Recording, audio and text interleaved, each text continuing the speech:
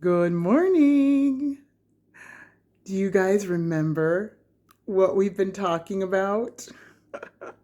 Which is why this is like really annoying looking right now, right? You're probably thinking, Miss Monroe, we get it. We've been talking about what? Yeah, focusing. Oh, so we need to focus. What is this? Oh, it looks like an H and maybe an E. Oh, H-E. Oh no, please tell me we're not talking about a heart or something gross like that. What are we wait, wait, L. Oh, health? We're talking about health, Miss Monroe? In chapel? I thought health was like part of science in health class during school. No, we're going to talk about health because there is something that in our hearts and our minds that we need to focus on and to be a healthy Christian.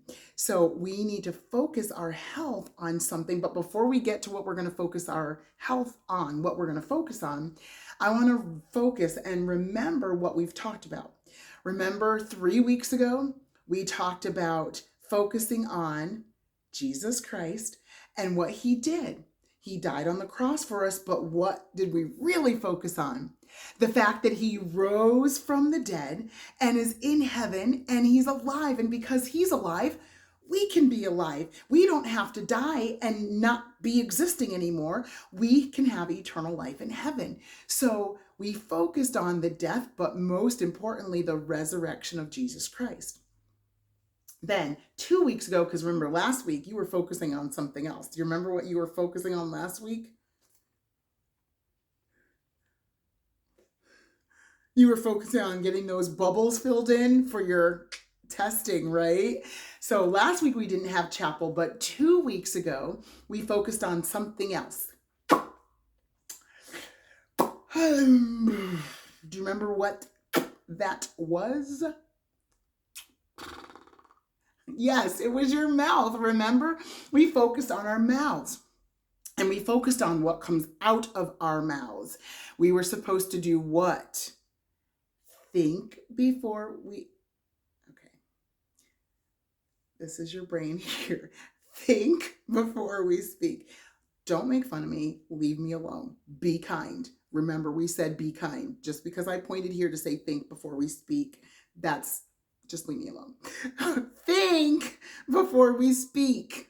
We're good. I'm good. Don't worry about me, okay? Think before we speak.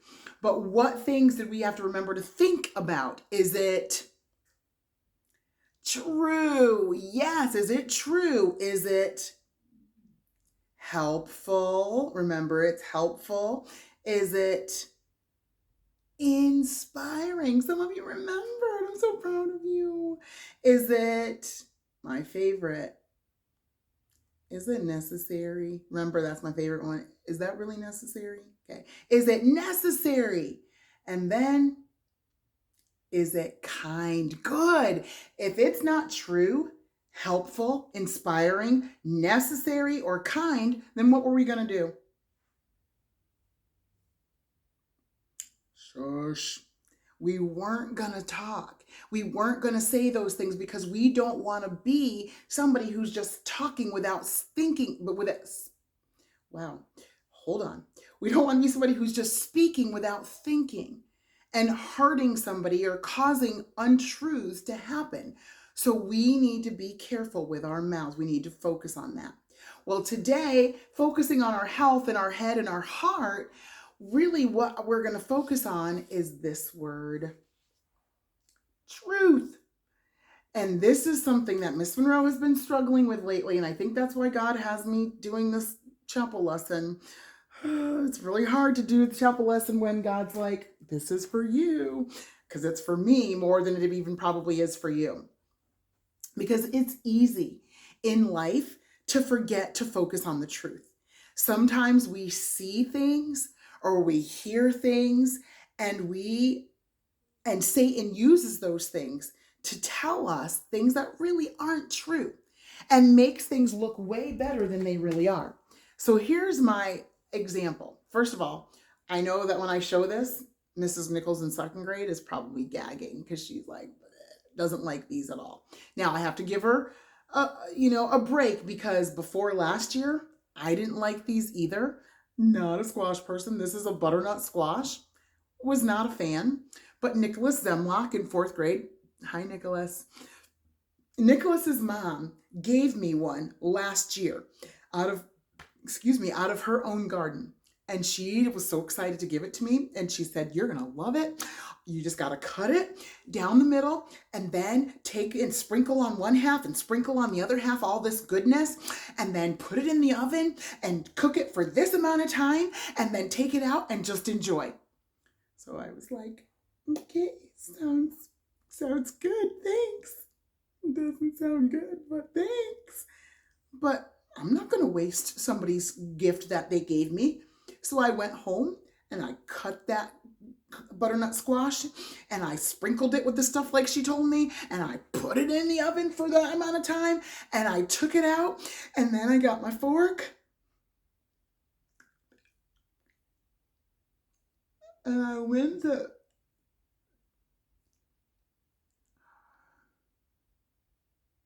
no, what? That's what it tastes like? That's not bad at all. I really like that. And after all that stressing about it, I realized she knew the truth. And what she said was true. This really was good. And so now I go and I buy them for myself because I like them so much, because Nicholas's mom convinced me how yummy these are. Pretty amazing, right? But when I think about this, I think about that truth, first of all, that I didn't think it was good, but I decided to believe her and found out she was right. It really is good. But when I look at this, I look at it and I think, if I were in the store, if your mom was in the store and she wanted to buy butternut squash, she could look at it and go, yeah, this looks good. Look at it. Looks great. Pick it up and put it in her cart. But that's really not what should happen, because just because it looks good and you think, oh, this is just fine, I'm going to take it and go. Sometimes there's a little bit of truth that's hidden that we didn't see. So I couldn't help but think, because this is, like I said, something that I've been struggling with lately. I look at somebody's Instagram, I look at somebody's Facebook page, and I'm like, their life is beautiful. Like this, squash. There's a couple of nicks and things, but, basically everything's going really well for them. They've got money to go do this. They've got friends to go here. They've got family to do this with. And woe is me. I didn't get to go there. I didn't get to experience it. I didn't get to do that. And I know my class is already going to say, Miss Monroe, that's a bunch of eyes. That's selfish. Yes, I know it is. But more than just the eyes, I want you to think of what it is. It's believing something that may not necessarily be true.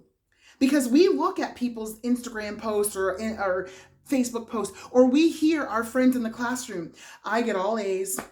I am like, my report card was awesome. My parents gave me $50 because I got such a good report card.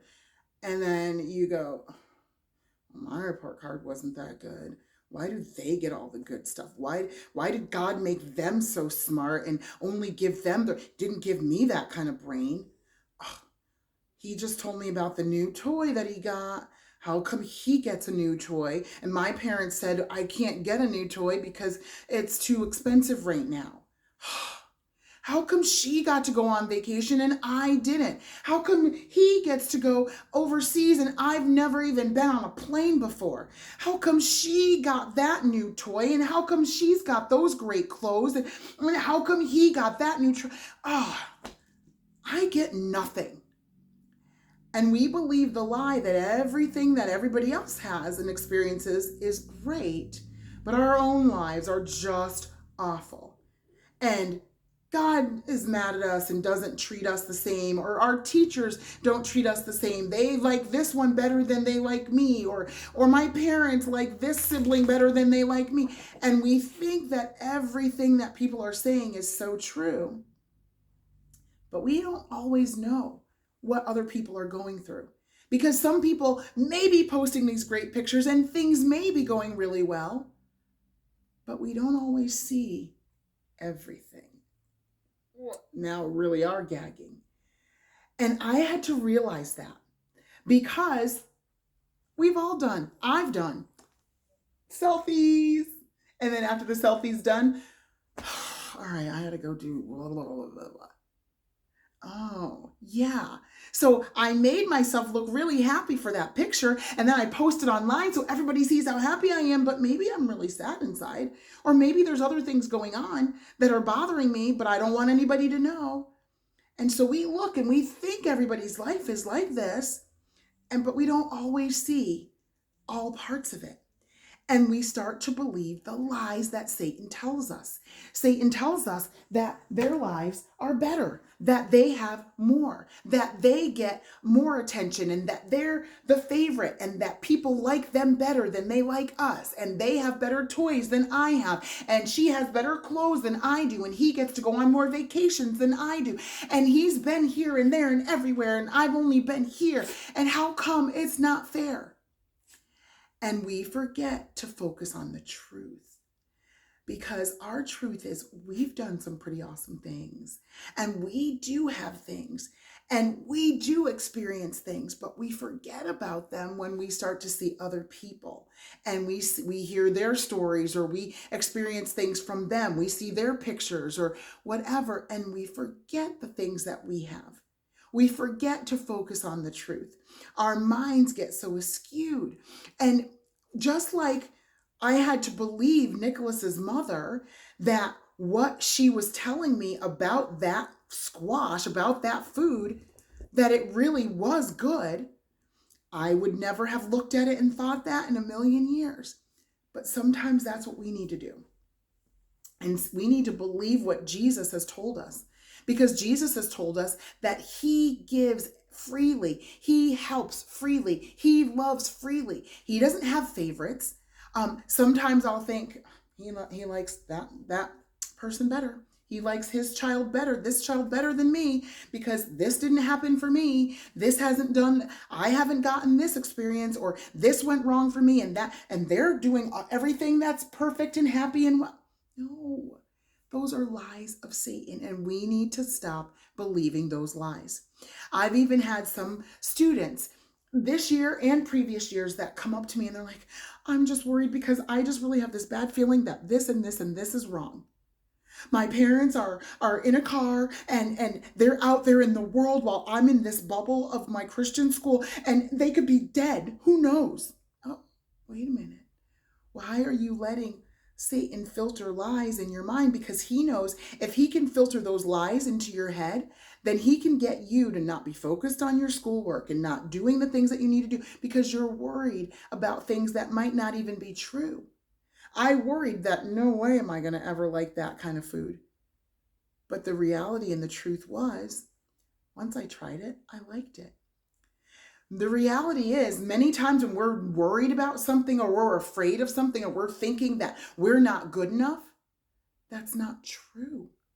Jesus loves us just the way we are. And no, maybe we won't get to go on all of the vacations that somebody else gets to go on. Maybe we won't get those new clothes or that new toy that somebody had. Maybe we don't think that we're, the favorite, even though that shouldn't even be a thing.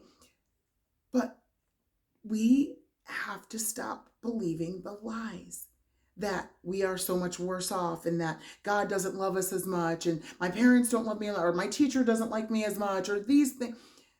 Don't believe the lies that Satan wants to filter your brain with, because he constantly is putting those in your head. He is the father of lies, and he wants you to believe those lies so that you won't believe Jesus. Perfect example of that is one of the neatest Bible stories that we could hear. And it's with my friend Peter. I love Peter because he was that disciple that was just a go-getter. But sometimes he needed to calm himself down because he got a little extra. But there's this one story with Peter that you probably know, where he's in the boat with all of his other disciple friends. And there's he had gone fishing. They were going fishing because that's what he was. And that's what they were. They were fishermen. huge storm comes up and the waves are tossing the boat and there's thunder and lightning and it's just horrible. But yet, here comes somebody walking on the water, walking to their ship. And Peter looks and he recognizes who it is and he realizes it's Jesus. Jesus is walking towards us. I want to, and this is true, Peter. I want to do it. I want to do it. Lord, can I come? Can I walk to you on the water? I want to try it. And Jesus said, go ahead. Come on, Peter. You can come to me.